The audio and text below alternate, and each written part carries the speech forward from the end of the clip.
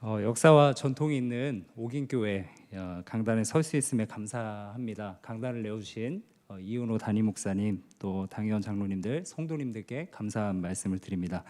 목사님께서 말씀하신 대로 저는 숭인교회 출신입니다. 서울 종로구 숭인동 이제 숭인교회 바로 앞에서 태어났고요. 본적이 숭인동이고요. 숭인교회에서 부목사로 이제 10년을 섬겼습니다. 그러니까 30살까지는 청년으로 섬겼고요. 청년부에서 뭐 3년 회장도 해봤고 여러 가지 섬기다가 10년째 이제 교역자로 섬기게 됐고요. 이제 다음 달 4월 16일에 숭인교회에서 파송을 받습니다. 그래서 파송을 받아서 저는 인도네시아에 있는 무슬림들 순다족 특별히 99.95%가 무슬림입니다. 강성 지역이고요. 굉장히 어려운 지역이고 또 교회를 지었을 때 또 불을 지르기도 하고 또 교회 앞에서 시위를 하는 그런 종족인데 왠지 모르게 그 종족이 저에게 끌리더라고요. 이게 제가 저는 이제 해병대 960기인데 뭔가 한번 하려면 한번 그쪽에 선교사로 발을 들여 놓으려면 한번 제대로 해보자, 한번 붙어보자. 그래서 목사님 말씀하신 대로 4천만이라는 인구지만 어떻게 보면 바위 위에 그 계란을 던지는 그런 느낌일지 모르겠지만 주님이 하시면 일하실 줄 믿습니다. 그래서 주님을 의지해서 나아가게 되는데요. 참 여러 가지 걱정들이 있습니다. 자녀도 10살, 7살, 5살, 딸 아들인데 아들 낳으려고 셋째까지 낳았거든요. 근데 이 3명을 데리고 가려니까 또 다른 마음이 들고 또 이 세 자녀를 데려가려니까 저희 부모님들이 또 장모님이 왜 그렇게 자녀들을 데리고 고생을 하려 그러냐. 그리고 궁극적으로 제가 그 마음의 중심에 뭐가 있는가 보니까 손자 손녀를 빼앗아가는 그 느낌이 싫으신 거예요. 너무 싫으신 거예요. 그래서 불효자지만 그래도 하나님께 순종하고자 무슬림 선교를 나아가고자 합니다. 그렇게 준비하는 과정 중에 이 자리에 참 귀한 교회 옥인교회에 올 수 있어서 감사합니다. 옥인교회는요 숭인교회와 굉장히 특별한 관계입니다. 먼저 옥인할 때 인자가 숭인할 때 인자랑 동일합니다. 제가 한자로 찾아봤거든요. 어질 인자, 여기 옥인동에 사시는 분도 잘 모르실 텐데 어질 인자를 쓰고 있고요. 노회에서 옥인교회는 참 소문이 많이 나 있습니다. 인자한 교회, 말 그대로 어질 인자 그 말대로 인자한 교회, 사랑이 많은 교회로 소문이 나 있고 저는 개인적으로 저희 담임 목사님께서 눈이 아프시잖아요. 그럴 때 또 저희 이은호 목사님께서 담임 목사님께서 저희 목사님을 또 큰 형님처럼 품어주시고 많이 위로해 주셔서 저희 목사님이 또 굳건하게 이렇게 담임 목사의 길을 계속해서 가실 수 있게 되어서 제가 부교역자로서 우리 이은호 목사님께도 너무 감사한 마음을 가지고 있습니다. 이런 좋은 옥인교회에 하나님께서 이 자리에 저를 불러주셨는데요. 부족한 종이지만 하나님께서 성령께서 오늘 제 입술을 통해서 말씀하시는 은혜가 여러분 가운데 임할 줄 믿습니다. 오늘 누가복음 12장 말씀을 통해서 하나님이 주시는 메시지를 듣기를 원합니다. 여러분들은 삶에서 어떤 것에 열심을 내면서 살아가고 계십니까? 어떤 분들은요 부유해지기 위해서, 내가 뭔가를 얻기 위해서, 더 얻기 위해서, 더 많이 가지기 위해서 살아가시는 분들, 열심을 내시는 분들이 있죠. 그래서 일을 열심히 하고 또 공부도 굉장히 열심히 합니다. 참 모든 분들이 열심히 살아가는 것 같아요. 이 세상 모든 분들이. 얼마 전에 제가 교회 한 청년을 이제 선교 나가기 전에 많은 사람들을 만나게 되거든요. 그래서 아쉬워서 저도 청년부를 2년 정도 했었기 때문에 청년 선생님을 한 분 만나서 신방하려고 한 적이 있습니다. 그런데 만나자라고 이제 얘기를 먼저 꺼내놓고 연락을 하고 나서 만나는데 얼마나 걸렸을까요? 무려 3달이나 걸렸습니다. 제가 바쁜 게 아니고요. 청년 선생님이 너무 바쁘더라고요. 이 청년은 굉장히 공부도 열심히 하고요. 또 알바도 합니다. 또 개인적인 일들로 그렇게 바쁜 거였죠. 이 청년을 보면서 제가 그런 생각을 했습니다. 참 바쁘게 산다. 나도 열심히 살았는데 참 바쁘게 산다. 힘들겠다. 그런 생각을 해봤습니다. 여러분 이 청년들만, 일하는 사람들만 바쁜가요? 아니죠. 주부도 바쁩니다. 아이들도 심지어 바쁘더라고요. 주부도 집안일을 해야 하고 아이들도 챙겨야 하고 드라마도 봐야 하고 이것저것 말씀도 봐야 되고 할 것이 많습니다. 아이들도 학원 다니고 학교 생활하느라 많이 바쁨이 있죠. 또 어떤 사람들은요, 취미 생활도 열심히 합니다. 운동도 하고 캠핑도 가고, 제 친구는 보니까 캠핑을 엄청 열심히 하는데 시간을 엄청 투자하더라고요. 자신이 좋아하는 것들을 하는데 시간을 많이 보냅니다. 바쁩니다. 저도 운동을 참 좋아하는데요, 수영도 좋아하고 축구도 2주일에 한 번씩은 하려고 노력을 합니다. 그래서 얼마 전에 이제 축구장에 가서 열심히 볼을 차면서 이제 헉헉거리고 있는데 어느 순간 그런 생각이 들더라고요. 내가 이걸 왜 열심히 그렇게 골을 넣으려고 하는 거지? 내가 축구 선수도 아닌데 왜 열심히 그걸 하는 거지? 이걸 하는 목적이 뭘까라는 생각이 그 그라운드 가운데서 생각을 하게 됐습니다. 내가 무언가 이것 말고도 더 열심히 하려고 하는 것들이 있는데 왜 열심히 하는 건가라는 생각을 해봤더니 분명한 목적이 없더라고요. 여러분들도 뭔가 열심히 하실 거라고 생각이 됩니다. 돈 벌기, 건강 챙기기, 취미 생활, 자녀들 열심히 뒷바라지하고. 그런데 여러분, 그 열심에 정말 목적이 있는가 한번 생각해 보셨으면 좋겠습니다. 이 밤에 사람들에게 왜 부유해지고자, 왜 부를 누리고자, 더 많이 갖고자 하는가에 대해서 물어보면 세상적인 답을 아주 잘 확실하게 가지고 있습니다. 그런 질문을 하는 사람에게 답을 얻으면 이런 대답을 합니다. 행복하려고요. 노후를 잘 준비하려고요. 자녀들의 삶을 질을 높여주려고요. 좀 더 편하고 안락한 삶을 살기 위해서 그렇습니다. 좀 더 지식이 있고 고상한 사람들은 테슬라 일론 머스크라고 아시죠? 회장. 그분이 이런 얘기를 하더라고요. 자기가 부를 추구하는 것은 인류의 지속 가능성을 위해서 나는 이런 일을 합니다. 이게 되게 멋있죠? 이런 얘기 들어보면. 그래서 사람들은 뭐가 되었건 뭔가 이런 열정이 충만하면 충만할수록 더 열심히 살아가고 있습니다. 여러분 그렇죠? 세상 사람들이 얼마나 열심히 살아가고 있는지 여러분들도 잘 아실 거라 생각됩니다. 여러분, 그런데 신앙인에게 한번 물어본다면 어떨까요? 왜 부유해지고자 합니까? 라고 신앙인에게 물어본다면 좀 뭔가 어정쩡하게 대답합니다. 노후를 위해서, 자녀들을 위해서, 좀 더 편안한 삶을 위해서라고 말하기에는 좀 신앙적이지 않은 것 같고, 그렇다고 솔직히 하나님을 위해서 제가 열심히 부유해지려고 합니다라고 말하기엔 생각해 봤을 때 신앙 양심상 좀 찔리는 것 같고 거짓말을 하는 것 같고, 그래서 신앙인에게 열심히 사는 목적에 대해서 물어보면 그래서 이렇게 대답합니다. 부유해지면 목사님 헌금을 많이 하려고요. 그런데 저는 묻고 싶습니다. 정말 그런가요? 네. 혹시 그 마음의 진심이, 중심이 주님은 20% 정도밖에 안 되고 나를 위해서, 본인을 위해서 하는 건 80%가 아닌가요? 라고 묻고 싶습니다. 여러분, 솔직히 무엇 때문에 열심을 내면서 살아가고 계십니까? 오늘 아침부터 이 저녁까지 무엇을 위해서 열심을 내면서 살아가고 계십니까? 직장에서건 어느 곳에서건. 이러한 질문에 신앙인은 세상 사람들보다 오히려 답이 더 명확하지가 않습니다. 목적이 분명하지 않은 거죠. 그래서 우리의 삶에는 힘이 없는지도 모르겠습니다. 세상적인 것에도 에너지를 쓰고 주님께도 힘을 쓰고 있으니 열매가 드러나지 않는 거죠. 열알기를 쓴 고미숙 작가가 있습니다. 사진 혹시 띄워주실 수 있으면 한번 띄워주시면 좋겠는데요.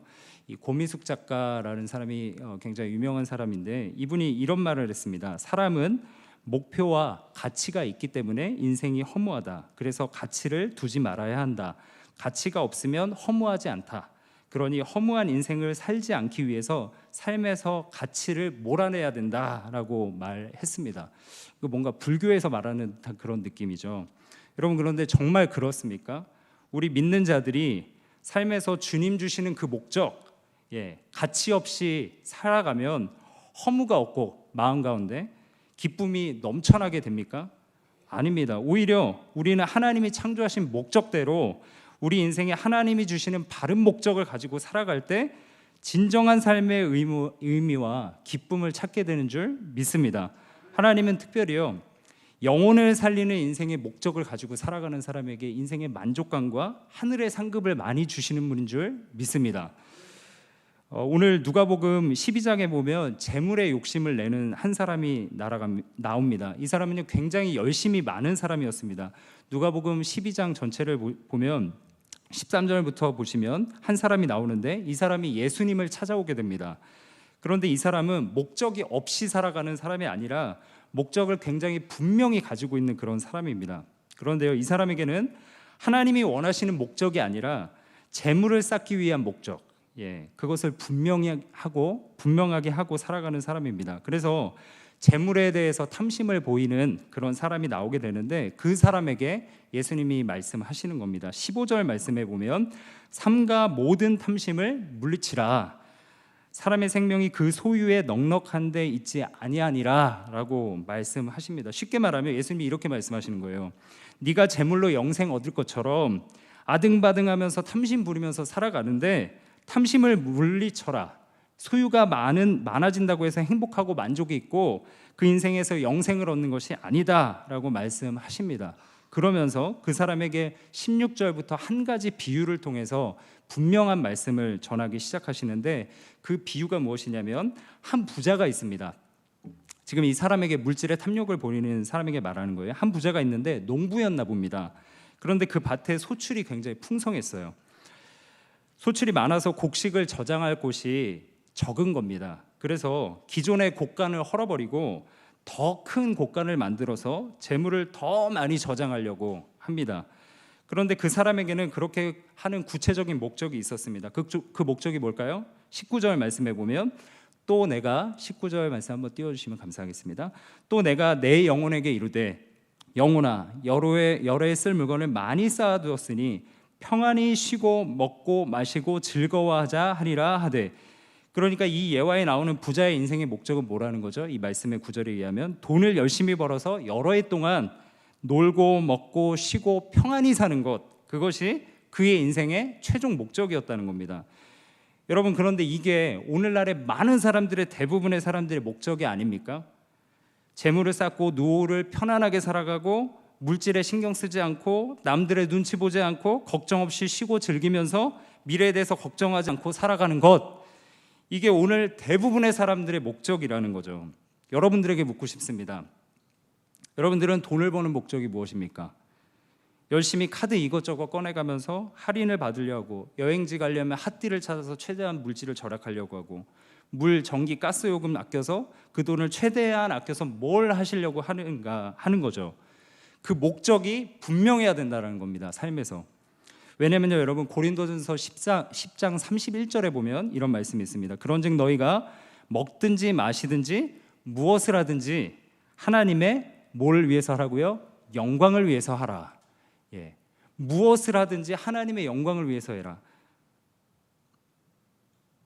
물론 여러분, 노후 준비 잘 하셔야 됩니다. 그런데 성령께서 주시는 마음 없이 하나님이 우리를 향해 생각하시는 인생의 진정한 우리의 사명, 목적 없이 그저 우리가 스스로 생각하는 대로 평안을 쫓아가는 것, 우리가 생각한 목적을 두고 살아가는 것, 그것을 최종 목적으로 삼으면 안 된다라는 거죠. 여러분, 성경을 보면 예수님이 어떤 목적을 가지고 삶을 살아가셨는지 우리가 알 수 있습니다. 그것이 우리의 삶의 모델이 되어야 할 줄 믿습니다.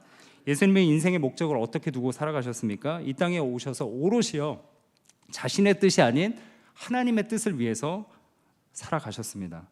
예수님의 사명이 무엇이죠? 이 땅에 죽어가는 영혼들에게 말씀을 가르치고 전파하고 고치고, 종국에는 자신은 죽고 남에게 생명을 주고 구원을 주는 삶, 남을 위해 남과 섬김의 선교적 삶을 살아가는 삶이 우리 주님의 사명이요 목적이었는 줄 믿습니다. 예수님은 그래서 지금 이 잘못된 인생을 목적을 두고 살아가는 이 사람에게, 하나님의 자녀들이 개인의 잘 먹고 잘 사는 것만을 위해서 살고, 그리고 세상 사람들과 동일한 목적을 두고 살아가는 것은 잘못된 것이다 라고 분명하게 말씀하고 계신 겁니다. 그래서 오늘 어떻게 살라고 말씀하시는 겁니까? 21절에 보니까요, 자기를 위하여 재물을 쌓아두고 하나님께 대하여 부요하지 못한 자가 이와 같으니라 말씀하시면서, 너를 위하여서 재물을 쌓지 말고 하나님께 대하여 재물을 쌓으라 라고 말씀을 하시는 겁니다. 이 말씀 표현을 다시 보면, 너를 위하여 부요한 자가 되지 말고 하나님께 대하여 부요한 자가 되라 라고 말씀하시는 겁니다. 하나님께 대하여 부요한 자가 되라 라고 말씀하셨는데 좀 와닿지 않습니다. 하나님께 대하여 부요한 자가 되려면 여러분은 어떻게 해야 될까요?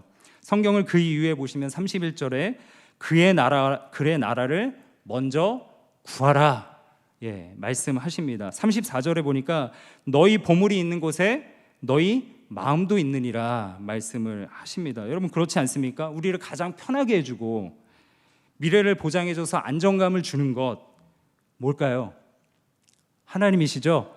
예, 그런데 돈이죠, 여러분. 이 돈이면 뭐든지 할 수 있기 때문에 그 유혹 때문에 우리는요 하나님의 나라를 먼저 구하기보다 나의 나라를 먼저 구하면서 살아갑니다. 나의 나라에 내가 있기 때문에 물질이 어디로 쌓입니까? 나의 나라에 가 있는 거죠. 여러분 그래서 사람의 돈의 위치를 돈이 쌓이는 위치를 보면 그 사람의 인생의 목적을 알 수 있습니다. 여러분의 돈은 어디로 쌓이고 있습니까? 어떤 사람은 자신의 곳간에 계속해서 쌓습니다. 그래서 어떻게 살아갑니까? 노세 젊어서 노세, 흥청망청 자신의 정욕과 세상의 즐거움을 위해서 돈을 다 써버립니다. 또 어떤 사람들은 구두쇠처럼 반대로 돈을 굉장히 아껴가면서 자신의 곳간에 쌓고 있지만 그 돈을 쌓는 목적이 무엇인지도 모르고 계속해서 살아갑니다. 아주 열심을 내죠. 또 어떤 사람은 자신의 미래, 노년에 정말 좋은 곳에서 평안히 쉬려고 돈을 열심히 쌓아가고 있습니다.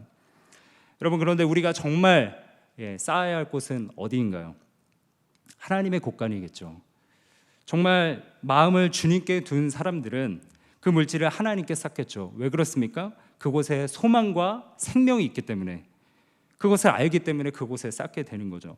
오늘 이제 35절부터 구체적인 하나님께 재물을 쌓는 법에 대해서 말씀하고 계십니다. 먼저는 깨어 있으라 말씀하시면서 허리에 띠를 띠고 등불을 켜고 깨어 있으라 라고 말씀하십니다. 세상에서 우리가 살다 보면 세상의 가치관과 여러 가지 물질관들 이런 것들 우리의 성경적인 것들을 허물어 버리는 그런 것들을 가운데서 깨어 있으라 말씀하시는 겁니다. 그리고 오늘 본문에 누가복음 12장에서 이제 42절, 43절에서 결론을 말씀하시는데 여러분 이 결과가 어떻게 나왔습니까? 간단히 요약해 드리면 너희가 세상에서 무언가 열심을 내면서 살아가고 있는데 결국에 그 목적은 너희의 잘 먹고 잘 사는 것이 아니냐. 그런데 너희는 먼저 그의 나라와 그의 의를 구해야 한다. 너희가 깨어서 주님 오실 날을 준비하면서 하늘에 재물을 쌓고 살아가야 하는데 너희가 정말 목적을 두고 살아가야 할 삶의 모습은 바로 이런 삶이다 라고 하시면서 말씀하시는 게 오늘 42절, 43절 말씀이라는 겁니다. 42절 말씀에 뭐라고 나와 있습니까? 주께서 이르시되 지혜 있고 진실한 청지기가 되어 주인에게 그 집 종들을 맡아 때를 따라 양식을 나누어 줄 자가 누구냐? 43절 주인이 이를 때 그 종이 그렇게 하는 것을 보면 그 종은 복이 있으리로다. 아멘.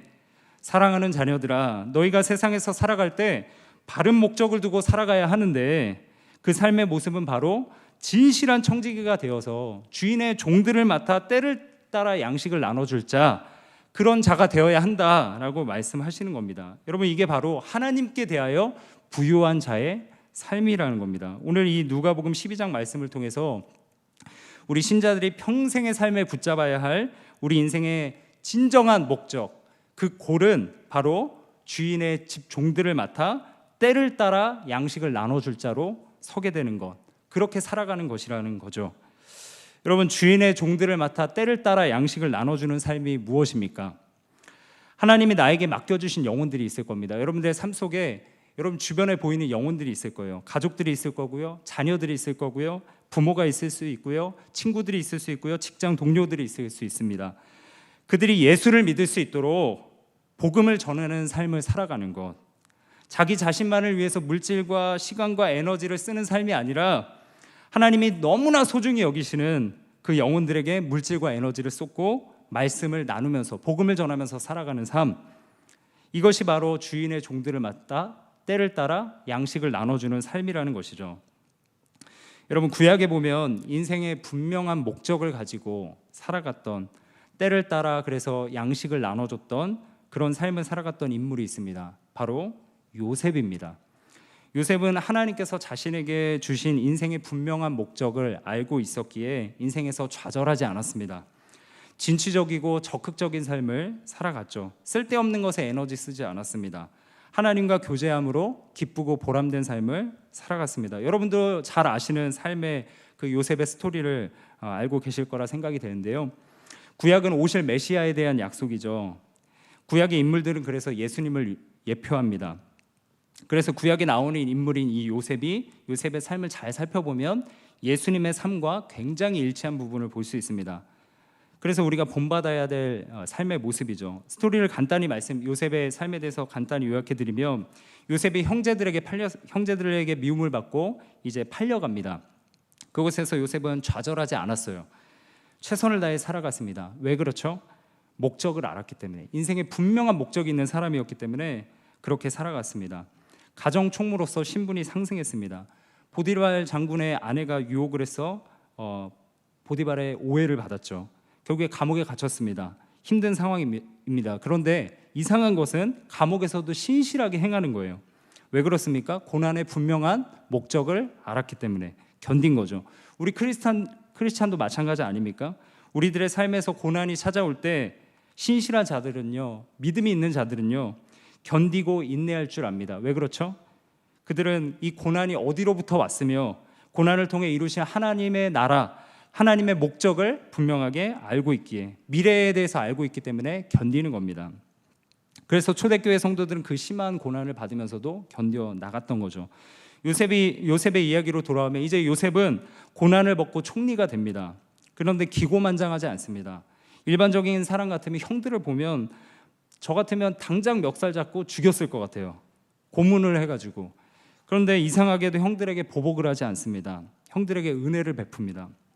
여러분, 이게 바로 인생의 목적을 아는 자의 삶의 모습인 거죠. 인생에 고난이 와도 요동하지 않고, 반대로 인생이 잘 풀려도 교만하거나 자기를 드러내지 않는 삶을 살아가는 삶, 그런 삶을 살게 되는 거죠.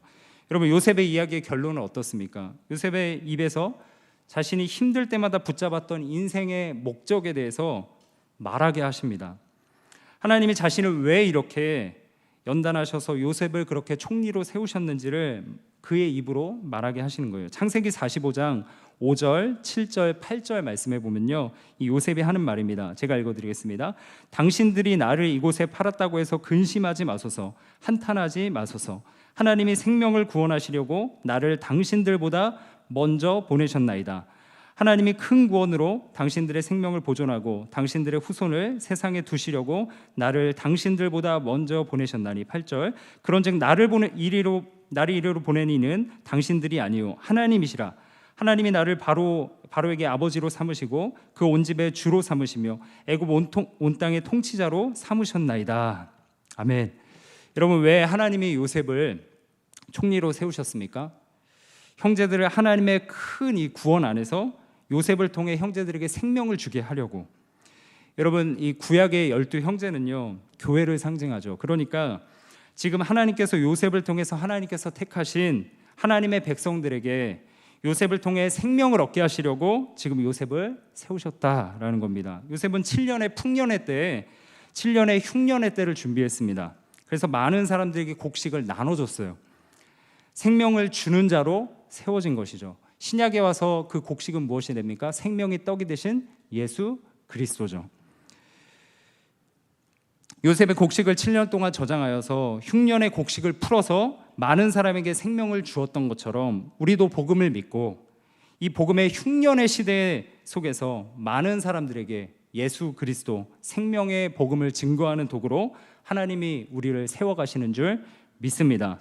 여러분, 이 요셉의 모습이 예수님께서 누가복음에서 말씀하신 것과 비슷하지 않습니까? 때를 따라 맡겨주신 종들을 맡아 양식을 나눠주는 자. 신약에서 예수님이 말씀하셨던 그의 나라와 그의 의를 구하는 삶이, 하나님께 재물을 쌓는 삶이 바로 이 요셉이 살아갔던 삶의 방식인 거죠. 저와 여러분들이 이런 생명의 복음을 나누는 삶을 살아가시는 복된 성도님들 되시기를 간절히 축원합니다. 여러분의 인생의 목적이 무엇입니까? 그저 돈 많이 벌어서 사람들에게 떵떵거리면서 살아가는 것입니까? 돈 많이 벌어서 좀 더 편안하게 즐겁게 노후를 살아가시는 것입니까? 돈 많이 벌어서 내가 하고 싶은 것들을 하고 여유 누리면서 살아가시는 것입니까? 그게 아니죠. 하나님은 여러분들을 그런 인생의 목적을 두고 살아가라고 여러분들이 이 땅에 먼저 보내신 것이 아닙니다. 그게 아니죠. 여러분들을 이 땅에 보내신 이유는 무엇입니까? 여러분들을 통해 영적 흉년인 이 시대, 가물어서 정말 바닥이 쩍쩍 갈라지는 이 이단이 판치는, 그래서 이 교회가 무너져가는 이 피폐한 이 세상 속에서 때를 따라 영적인 곡식을 나눠주라고 보내신 줄 믿습니다. 하나님의 영혼을 향한 그 긍휼의 눈, 그것을 가지고 많은 사람들이 생명의 양식 예수 그리스도를 먹을 수 있도록, 그것을 먹고 생명을 얻게 하시도록 이 땅에 여러분들을 보내신 줄 믿습니다. 그래서 오늘 이 자리에 여러분들이 먼저 구원받은 것이고요, 여러분들의 그래서 이 땅에 살아갈 때 건강이 있는 것이고, 여러분들에게 물질을 부어주시는 줄 믿습니다. 사랑하는 옥인교회 성도 여러분, 이제 남은 인생을 주님 앞에 드리지 않겠습니까? 오늘 이 말씀을 들으시면서 이제 분명한 인생의 목적을 여러분들이 알게 되셨습니다. 이것을 마음판에 꼭 새기시고 그것을 위해서 힘쓰면서 살아가시는 여러분들의 삶이 되기를 간절히 축원합니다. 아멘. 저희 가정이 이제 복음을 증거하러 나아갑니다. 인도네시아 땅을 향해서 나아가는데요. 참 제가 중학교 때 저는 제 간증을 간단히 드리면 정말 저는 죽으려고 했었거든요. 저희 가정 아버지 어머니가 이제 갈라서시면서 근데 다시 하나 되시긴 하셨지만 그때 정말 어려운 마음 가운데 생명을 끊으려고 아파트에도 올라갔고요. 그러다가 정말 빛 대신 주님을 인격적으로 경험하게 됐습니다. 정말 그때가 아니었다면 저는 이 자리에 없었을지도 모르겠는데 성령을 주님께서 체험하게 하시면서 하나님이 저를 아신다 말씀하셨고요, 저를 복음 전하는 자로 세워가셨습니다.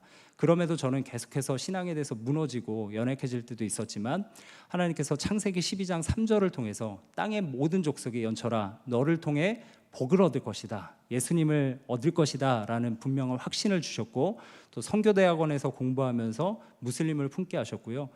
사람들은 무슬림을 굉장히 무서워하죠. 그러나 저는 그들이 굉장히 불쌍한 거예요. 무슬림들이 지금 라마단 금식 기간이 시작돼서 새벽 예배 때 옥인교회도 기도하고 있는 걸로 알고 있는데, 우리보다 굉장한 종교심으로 구원을 얻고자 열심히 노력하는 그들을 바라볼 때 저는 정말 애통한 마음이 들고요, 그들을 향해서 복음을 전하고 생명을 증거해야 되겠다라는 마음을 가지고 이제 인도네시아 땅으로 나아가게 됩니다. 저도 잘 모르겠습니다. 저 무엇을 해야 될지, 무엇을 전해야 될지, 무엇을 가르쳐야 할지 잘 모르겠지만, 그러나 분명한 건 그들에게 예수 그리스도가 필요하다는 사실, 그 사실을 믿고 하나님께서 불러주신 그 사명을 쫓아 나아갑니다. 이 사명을 위해서 여러분 주변에 많은 영혼들이 있을 거라 생각됩니다. 저는 무슬림을 품고 나아가지만 여러분들 주변에 죽어가는 영혼들이 많은데요, 그 영혼들을 향해서 정말 열심을 다해서 생명의 곡식, 영적인 곡식을 때를 따라 나눠주는 삶을 살아가시는 여러분들 되시기를 간절히 축원합니다. 제가 기도하고 마치도록 하겠습니다. 하나님 아버지, 이제 우리가 우리 자신만을 위해서 물질과 시간과 에너지를 쓰는 삶이 아니라 하나님이 우리에게 맡겨주신 영혼들을 위해서, 그들이 예수를 믿을 수 있도록 하나님이 너무나 소중히 여기시는 그 영혼들에게 물질과 에너지를 쓰고 말씀을 나누는 삶을 살아갈 수 있도록 우리를 인도하여 주시옵소서. 때로는 어려움이 있고 하나님, 이 세상이 우리가 복음의 본질에 집중하지 못하도록, 복음 전파에 집중하지 못하도록 우리를 흔들지만 우리가 시험 당치 않게 하여 주시고 온전히 주를 바라보며 주님이 부어주신 이 땅의 지상 명령을 쫓아 믿음으로 달려나갈 수 있는 우리 옥인교회 성도님들 될 수 있도록 축복하여 주시옵소서. 은혜 주실 줄 믿사옵고 감사드리며 예수님의 이름으로 기도드리옵나이다. 아멘.